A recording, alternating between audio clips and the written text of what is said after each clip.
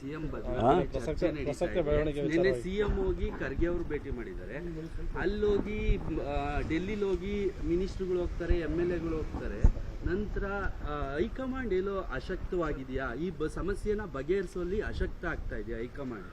ನೀವು ಸಮಸ್ಯೆನೇ ಇಲ್ಲಪ್ಪ, ನೀವೇ ಎಲ್ಲ ಹೇಳ್ತಾ ಹೋದರೆ ಹೆಂಗಾಗುತ್ತೆ? ಈಗ ಯಾರ್ದೋ ಮನೆಗೆ ಹೋದ್ರೆ ಅಂದರೆ ಅದಕ್ಕೊಂದು ಸುದ್ದಿ ಮಾಡ್ತೀರಾ.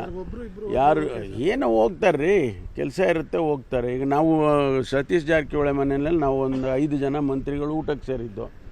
ಊಟ ಮಾಡೋದು ತಪ್ಪ?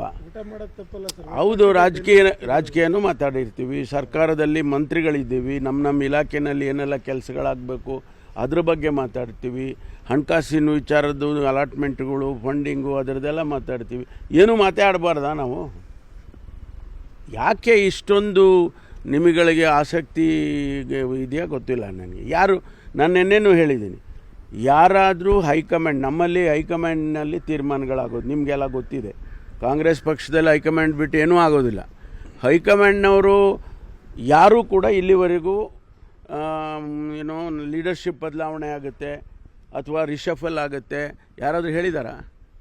ಇವ್ರು ನಾವೇ ಹೇಳ್ಕೊಂಡು ಒಬ್ಬರೇ ಹೇಳಿದಾಗ ಇನ್ನೊಬ್ಬರು ನೀವು ಹೋಗಿ ಕೇಳ್ತೀರಾ, ಅವರೊಂದು ಹೇಳ್ತಾರೆ, ಅವ್ರನ್ನ ನೋಡಿ ಈಗ ಕೇಳಿದ್ರಲ್ಲ ಹಾಗೆ ಕೇಳ್ತೀರಾ? ಮುಂದಿನ ಅವಧಿಗೂ ಮುಖ್ಯಮಂತ್ರಿಯಾಗಿ ಸಿದ್ದರಾಮಯ್ಯ ಅವರೇ ಹೇಳಿದಾರಲ್ಲ. ನಾನು ಕೂಡ ಕ್ಲಾರಿಫೈ ಮಾಡಿದೆ. ನೋಡಪ್ಪ, ನಾವು CLP ಮೀಟಿಂಗ್ ಮಾಡಿ ಮುಖ್ಯಮಂತ್ರಿಗಳನ್ನು ಆರಿಸುವಂಥ ಸಂದರ್ಭದಲ್ಲಿ ನಮ್ಮ AICCಯಿಂದ ಅಬ್ಸರ್ವರ್ಸ್ ಬಂದಿದ್ದರು, ಅವ್ರ ಮುಂದೆ ನಡೆದಿದ್ದು. ಅವತ್ತೇನು 2.5 ವರ್ಷ ಅಂತ ಹೇಳಿರಲಿಲ್ಲ. ಅವತ್ತು ಮುಖ್ಯಮಂತ್ರಿ ನಾವೆಲ್ಲ ಆಯ್ಕೆ ಮಾಡಿದೋ ಮುಖ್ಯಮಂತ್ರಿಗಳು ಇದ್ದಾರೆ. ಮಧ್ಯದಲ್ಲಿ ಬದಲಾಯಿಸ್ತಾರೆ, ಅದು ಮಾಡ್ತಾರೆ, ಅದು ಅವರಿಗೆ ಬಿಟ್ಟಿರೋದು, ನಮ್ಮ ಹೈಕಮಾಂಡ್ನವರಿಗೆ. ನಾವ್ಯಾರು ಆ ಕೆಲಸ ಮಾಡೋಕ್ಕೋ ನಾವು ಬದಲಾಯಿಸೋಕ್ಕಾಗತ್ತಾ? ಆಸಕ್ತಿ ತೋರ್ತಿಲ್ಲ ಅನ್ಸುತ್ತೆ ಯಾರು ಹೈಕಮಾಂಡ್ ಆ ರೀತಿ. ಆ ಸಂದರ್ಭ ಬಂದರೆ ಅವ್ರು ಮಾಡ್ತಾರದು.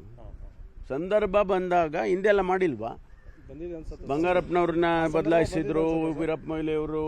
ಆ ಸಂದರ್ಭ ಬಂದಾಗ ಮಾಡ್ತಾರ. ನನಗೇನು ಆ ರೀತಿ ಅನ್ನಿಸ್ತಾ ಇಲ್ಲಪ್ಪ.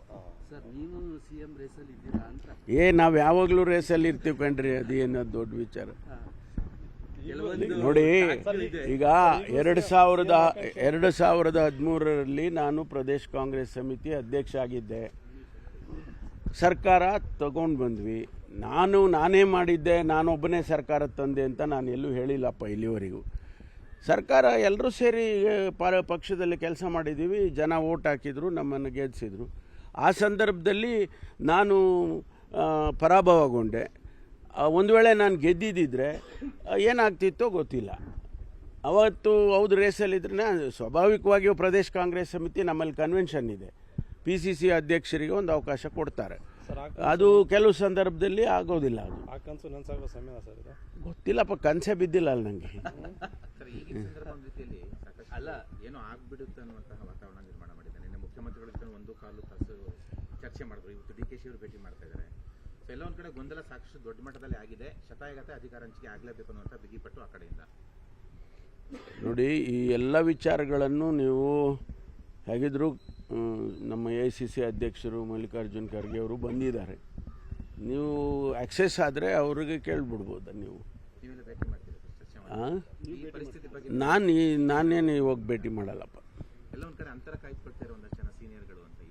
ಅಲ್ಲ, ನನಗೇನು ಈಗ ನಾನು ಭೇಟಿ ಮಾಡ್ತೀನಿ, ನೀವೇ ನೋಡಿದ್ದೀರ, ಯಾವಾಗ ಬೇಕಾದಾಗ ಹೋಗಿ ಭೇಟಿ ಮಾಡ್ತೀನಿ. ಅವರು ನಾನು ಸಣ್ಣ ಹುಡುಗನಿಂದ ನಾವು ನೋಡಿದ್ದೀನಿ ಅವ್ರನ್ನ. ಈಗ CM ಬದಲಾವಣೆ ಕೂಗ್ಬಂದ್ರೆ ನನ್ನನ್ನು ನೋಡಿ ಒಂದು ಕಡೆ ನೋಡಿ ಅಂತ ಹೇಳಿ ನೀವು ಹೇಳೋ ಚಾನ್ಸಸ್ ಏನಿದೆಯಾ ಸರ್? ಬರಲಿ, ಅದು ಸಂದರ್ಭ ಬರಲಿ ರೀ. ಹೇಳ್ತೀರಾ ಸರ್? ಸಂದರ್ಭ ಬರಲಿ, ಬಂದಿಲ್ಲಲ್ಲ ಸರ್. ಇಬ್ಬರು ಕಿತ್ತಾಟದಲ್ಲಿ ನಿಮ್ಮ ಹೆಸರು ಕೇಳಿ ಬರ್ತಾ ಇದೆ. ಅದೇ ನೀವೇ ಮಾಡೋದು ಕೆಲಸ. ನೋಡಿ, ನಮ್ಮ ನಾಯಕರಾದಂಥ ರಾಹುಲ್ ಗಾಂಧಿಯವರು ಹೊರದೇಶದಲ್ಲಿ ಪ್ರವಾಸದಲ್ಲಿದ್ದಾರೆ. ಅವರು ಬಂದ ಮೇಲೆ ಏನಾದರೂ ಅಂಥ ಬೆಳವಣಿಗೆಗಳಿದ್ದರೆ ಅವರು ಚರ್ಚೆ ಮಾಡಿ ತೀರ್ಮಾನ ಮಾಡ್ತಾರೆ. ನಮ್ಮ AICC ಅಧ್ಯಕ್ಷರು, ನಮ್ಮ ಇದು ಏನಪ್ಪ ಅಂದರೆ AICC ಅಧ್ಯಕ್ಷರು ನಮ್ಮವರೇ ಇದ್ದಾರಲ್ಲ. ಕರ್ನಾಟಕದ ರಾಜಕೀಯ ಅವ್ರಿಗೆ ಗೊತ್ತಿರೋ ವಿಷಯ ಯಾರಿಗೂ ಗೊತ್ತಿರಲಿಕ್ಕೆ ಸಾಧ್ಯ ಇಲ್ಲ. 50 ವರ್ಷದ ಸುದೀರ್ಘ ರಾಜಕಾರಣ ಮಾಡಿರೋರು ನಮ್ಮ ರಾಜ್ಯದವರು ಇದ್ದಾರೆ. AICC ಪ್ರೆಸಿಡೆಂಟ್ ಅಂದರೆ ಅವರು ತೀರ್ಮಾನಗಳು ಮಾಡ್ತಾರೆ. ಅದೇನು ಯಾರೂ ಹೇಳಬೇಕಾಗಿಲ್ಲ. ಅಲ್ಲ, ಏನಾದರೂ ಇದ್ದರೆ ಅಂಥದ್ದೇನಾದರೂ ಇದ್ದರೆ ನೀವು ಅದನ್ನು ಹೇಳಿದ್ನಲ್ರಿ, ಒಬ್ಬೊಬ್ಬರು ಒಂದೊಂದು ಹೇಳಿಕೆ ಕೊಟ್ಟರೆ ಗೊಂದಲ ಆಗೋದಿಲ್ಲ. ಇಶ್ಯೂ ಆದಾಗ ದಲಿತ ಸಿಎಂ ಕೇಳಿ ಬರುತ್ತೆ, ನೀವು ಭೇಟಿ ಮಾಡ್ತೀರಾ, ಸತೀಶ್ ಜಾರಕಿಹೊಳಿ ಒಂದಾಗ್ತೀರಾ, ಮಾದೇವಪ್ಪರ್ ಒಂದಾಗ್ತೀರಾ, ಎಲ್ಲರೂ ಡಿನ್ನರ್ ಮೀಟಿಂಗ್ ಆಗುತ್ತೆ. ದಲಿತ ನಾಯಕರು ಸಿಎಂ ಆಗಬೇಕು ಅಂತ ಇಲ್ಲ, ಆಗಬೇಕು ಅಂತ ಭಾಳ ದಿವಸದಿಂದ ಕೇಳ್ತಾರೆ. ನಾವು ಸೇರಿದ ತಕ್ಷಣ ಆಗ್ಬಿಡುತ್ತಾ? ನಾವು ಊಟಕ್ಕೆ ಸೇರಿದ್ವಿ, ನಾವೇನೋ ಚರ್ಚೆ ಮಾಡ್ಕೊಂಡ್ವಿ ಅಂದರೆ ಹೌದಪ್ಪ, ನಾವೆಲ್ಲ ಸಮಾನ ಮನಸ್ಕರಿದ್ದೀವಿ. ನಮ್ಮ ಹೋರಾಟಗಳು ಈಗ ನೋಡಿ, ಒಳ ಮೀಸಲಾತಿ ಬಗ್ಗೆ ಹೋರಾಟ ಆಯಿತು, ನಾವೆಲ್ಲ ಸೇರಿಕೊಂಡು ಚರ್ಚೆ ಅನೇಕ ಸಂದರ್ಭದಲ್ಲಿ ಚರ್ಚೆ ಮಾಡಿ. ಹಾಗಾದರೆ ನಮ್ಮ ಸಮಸ್ಯೆನೂ ನಾವು ಚರ್ಚೆ ಮಾಡಬಾರ್ದಾ? ಅದಕ್ಕೆ ಸಮಾನ ಮನಸ್ಕರು ಸೇರಿದಾಗ ಇಂಥವೆಲ್ಲ ಬರುತ್ತೆ ಇಶ್ಯೂಸ್. ಅಸ್ಥಿರತೆ ಇದೆ ಅನ್ನುವಂಥ ಭಾವನೆ ಬಿಜೆಪಿಯವ್ರದ್ದು, ರಾಜ್ಯಪಾಲರು ದೂರು ಕೊಡ್ತಾರೆ. ನೋಡಿ, BJP-ಅವ್ರನ್ನ ನಾವೇನು ಸರ್ಟಿಫಿಕೇಟ್ ಕೇಳ್ತಾ ಇಲ್ಲ. ಅವ್ರ ಮನೆ ಹೆಂಗಿದೆ, ಯಾಕೆ ವಿಜೇಂದ್ರ ಅವರು ಅಧ್ಯಕ್ಷರು ನಾನು ಮುಂದುವರಿತೀನಿ ಅಂತ ಇವತ್ತು ಹೇಳಿಕೆ ಕೊಟ್ಟಿದ್ದಾರೆ, ಅದ್ರ ಅಗತ್ಯ ಇದೆಯಾ? ಏನು ಅಗತ್ಯ ಇದೆಯಾ ಹೇಳಿ? ಅವ್ರು ಯಾಕೆ ಹೇಳಿಕೆ ಕೊಡ್ಬೇಕು? ಅವ್ರ ಮನೆ ಸರಿ ಮಾಡ್ಕೊಳ್ಳಿ ಮೊದಲು. BJP-ಅವರು ಅವ್ರ ಮನೆ ಸರಿ ಮಾಡಿಕೊಂಡ್ರೆ ಆಮೇಲೆ ನಮ್ಮನ್ನು ಕೇಳ್ಬೋದಪ್ಪ. Thank you. ನಿರ್ಭೀತ, ನಿಷ್ಪಕ್ಷಪಾತ, ವಿಶ್ವಾಸಾರ್ಹ ಸುದ್ದಿಗಳಿಗೆ ಮತ್ತೊಂದು ಹೆಸರಾಗಿರುವ News18 ಕನ್ನಡ ಈಗ ಆಪ್ನಲ್ಲೂ ಲಭ್ಯವಿದೆ.